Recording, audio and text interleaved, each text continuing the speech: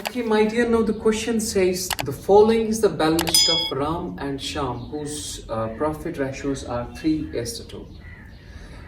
Liabilities amount, assets amount, sundry creditors है 8,000 जो कि liability है, bills payable है 2,000 जो कि liability है, and bank overdraft जो है वो liability है.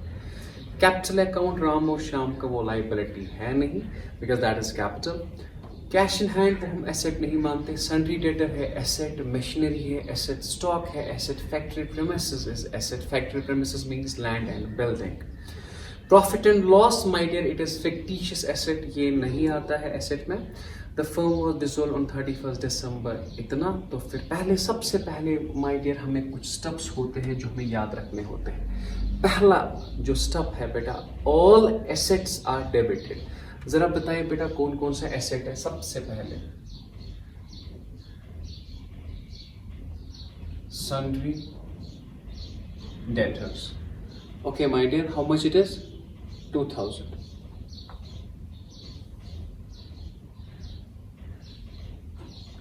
इसके बाद machinery,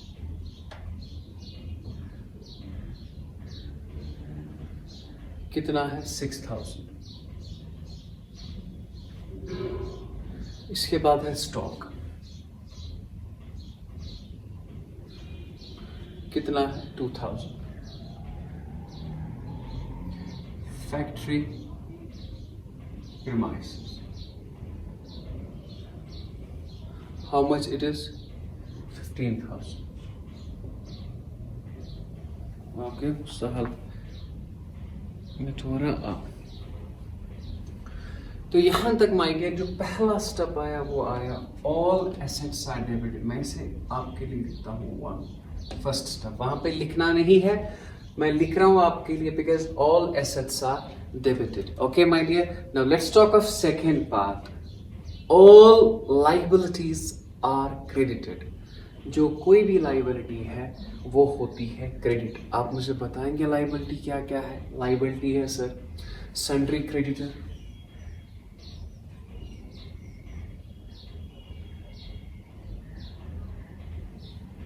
how much it is? 8,000. bills payable,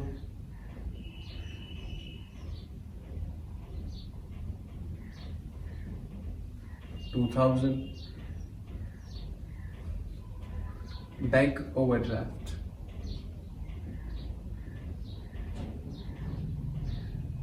bank overdraft जो है माय डियर वो है 1,500.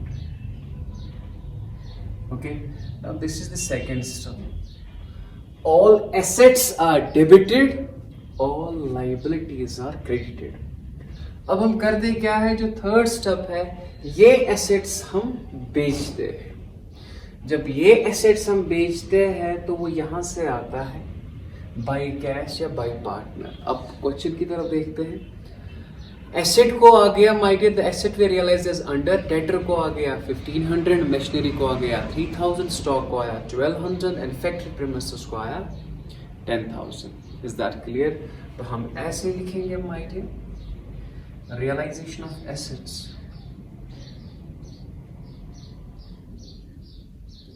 Realisation of assets.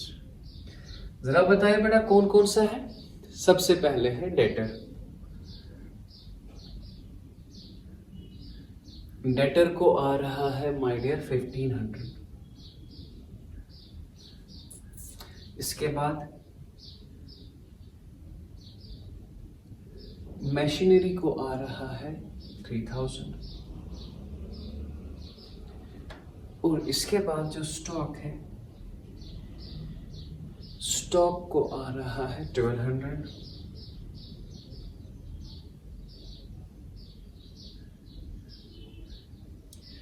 Factory premises बेटा उससे आ रहा है 10,000.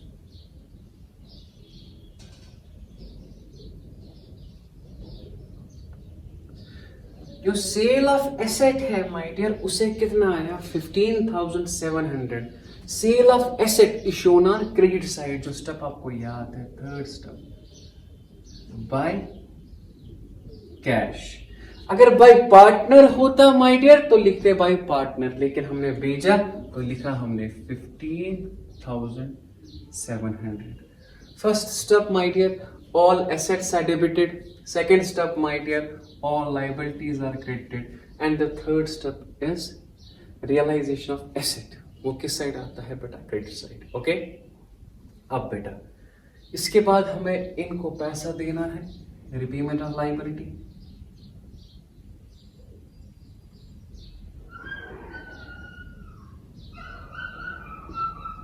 So when you talk of repayment of liability my dear, सबसे पहले क्वेश्चन कह रहा है bank overdraft and bills payable, ये और ये इन्हें हम सारा पैसा दे रहे हैं. So bank overdraft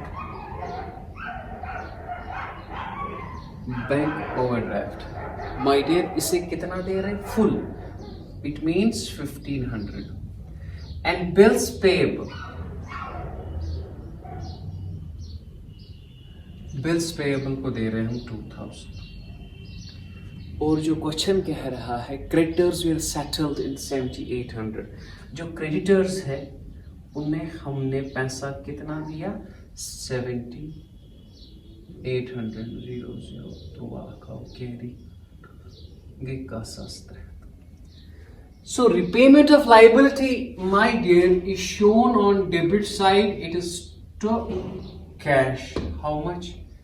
11,300. And the last step is my dear realization expenses बेटा. realization expenses बेटा कितना है ये? 200.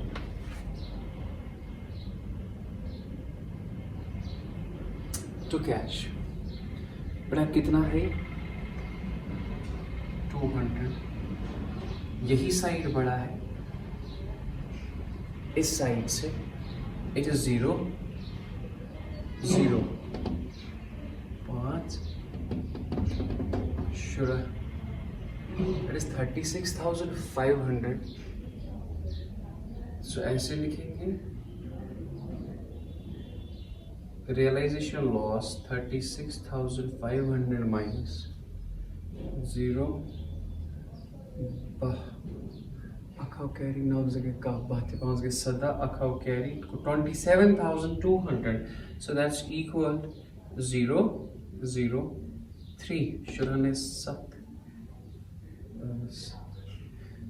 तो क्षेत्र 5 माइनस 7. सो 9300 आपका आया रियलाइजेशन लॉस, जो कि आप डिस्ट्रीब्यूट करेंगे माय डियर यहाँ पे. सो रियलाइजेशन लॉस किस किस में आप डिस्ट्रीब्यूट करेंगे बेटा? एक तो राम में और शाम में. So ratio is 3/5 and 2/5.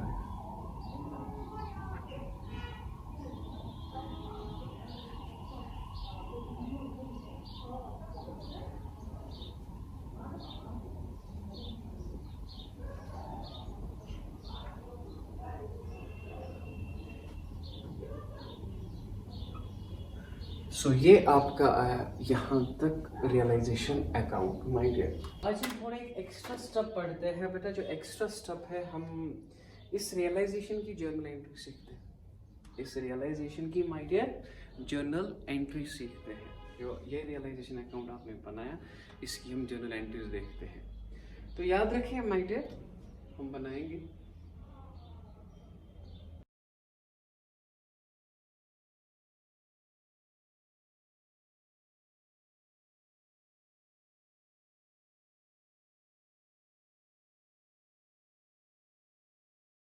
तो माय डियर सबसे पहले याद रखिए जो हमने पहली एंट्री की है वो ऐसे वो थी ये.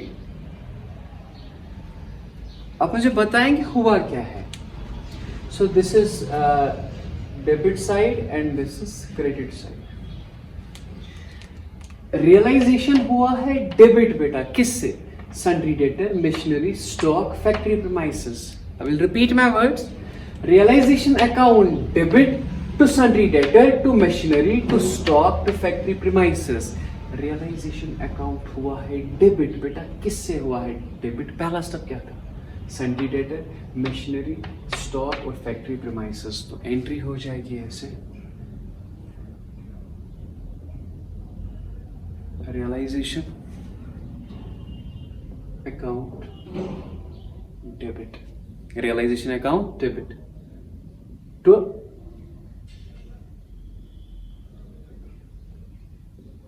sundry debtors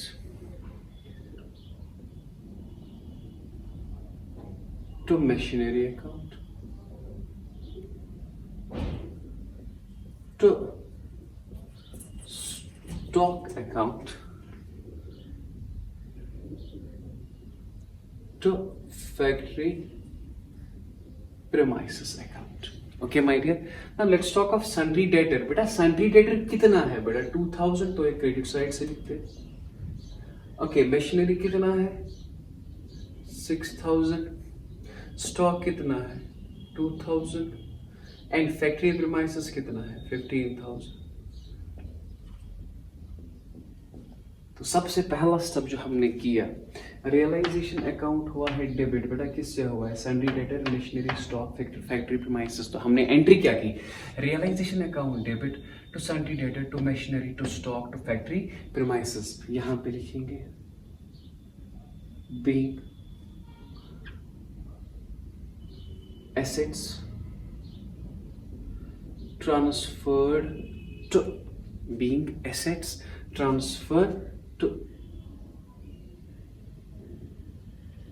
realization account at book value। किस वैल्यू पे बेटा? Book value. जो बैलेंस शीट में वैल्यू दिया होता है उसे कहते हैं बुक वैल्यू। तो सबसे पहली एंट्री क्या हो गई? Realization account debit to sundry debtor account, to machinery account, to stock account, to factory premises account. Is that clear? ये था पहला step. Now this is your second step.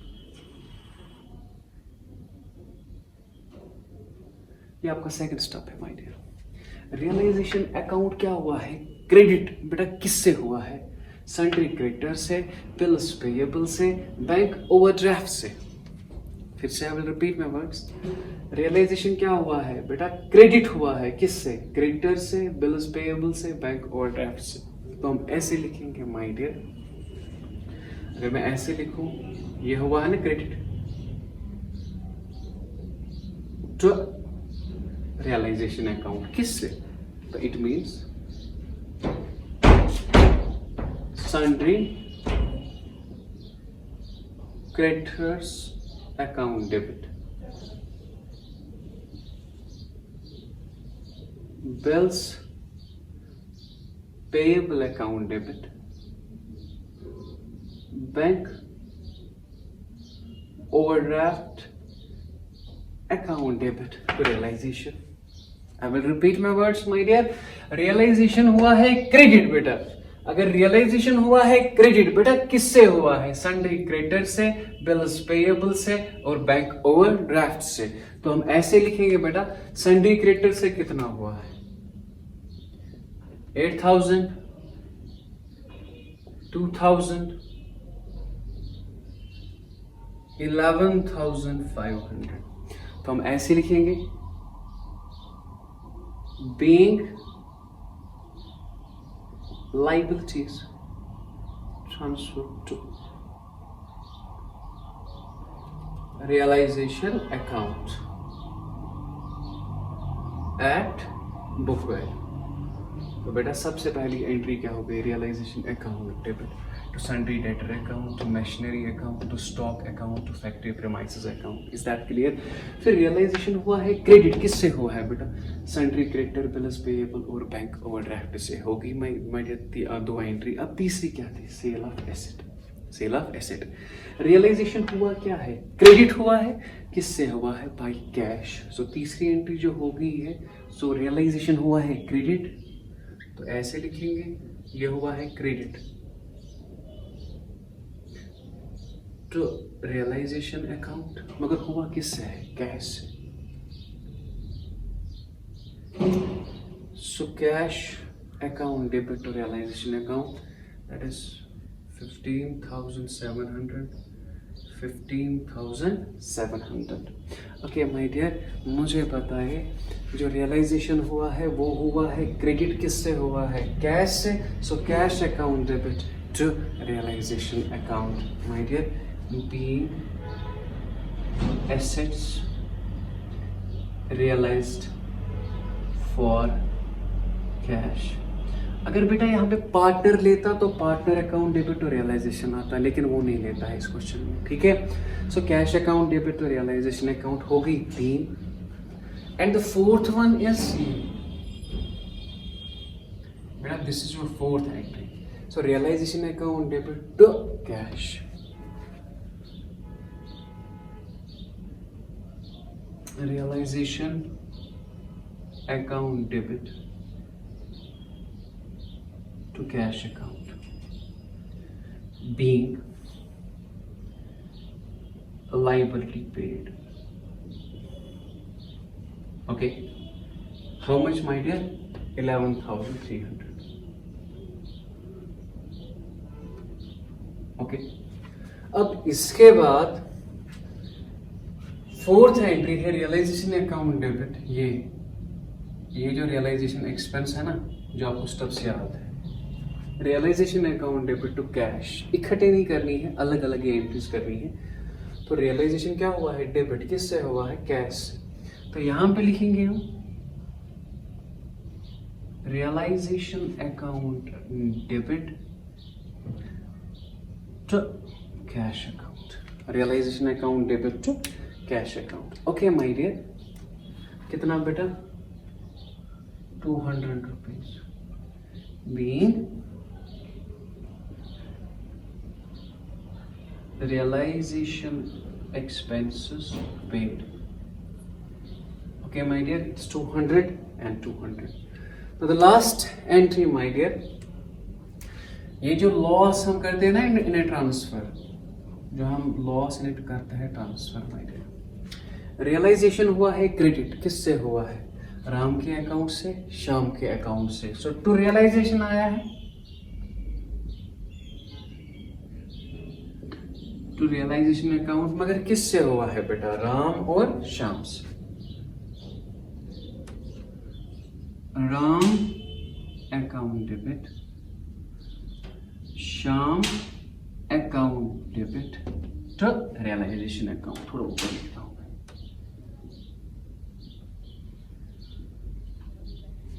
Being realization loss transferred to partners as per old ratio, which is 3:2 and 5580. Okay, 3720. So that's equal to 9300. अब कुछ नहीं करना है इस question में, जस्ट आपने जर्नल बनाना है. ठीक है, सो स्टेप्स आप याद रखें. Realization account debit to sundry debtor, to machinery, to stock, to factory premises. पहला स्टेप, रियलाइजेशन हुआ है क्रेडिट. किससे हुआ है? Sundry creditor, bills payable, bank overdraft. The entry will be sundry creditor account debit, bills payable account debit, bank overdraft account debit to realization. Okay, फिर तीसरा step था realisation of assets. Realisation क्या हुआ है? Credit. So cash account debit to realization account. Okay my dear. Now the fourth one is realization हुआ है debit. किससे हुआ है? कैश से. Realization account debit to cash, that is 11,300. It is liability paid. फिर है fifth step realization expense. Realization account debit to cash, so that's equal 200 and 200. And after that we have transferred loss to realization. So आप पहले realization account बनाना सीखिए, फिर journal entries my dear. ठीक है, कोई भी कंफ्यूजन हो तो आप हमें कमेंट बॉक्स में बता सकते हैं. ठीक है, मैं आपको वो क्लियर करता हूँ. ठीक, कंप्लीट है.